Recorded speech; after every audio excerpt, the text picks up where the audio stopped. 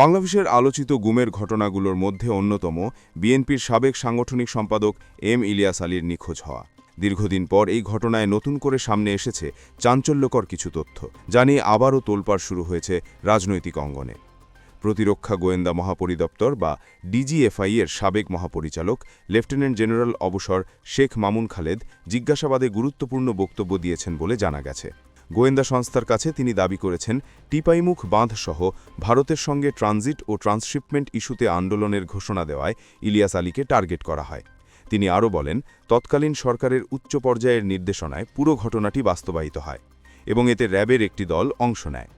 ঘটনার আগে ও পরে সংশ্লিষ্ট বিভিন্ন পর্যায়ের কর্মকর্তাদের সঙ্গে সমন্বয় করা হয়েছিল বলেও তিনি উল্লেখ করেন।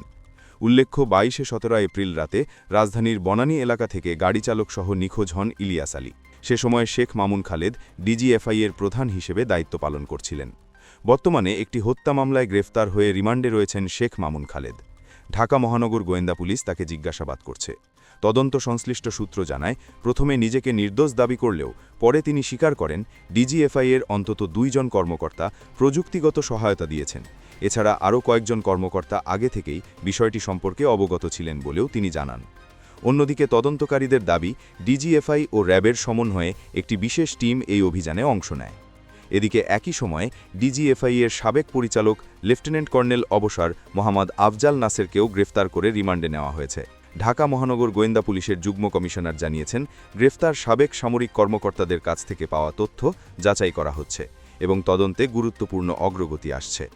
এই ঘটনায় নতুন তথ্য সামনে আসায় আবারও আলোচনায় এসেছে ইলিয়াস আলীর গুম রহস্য।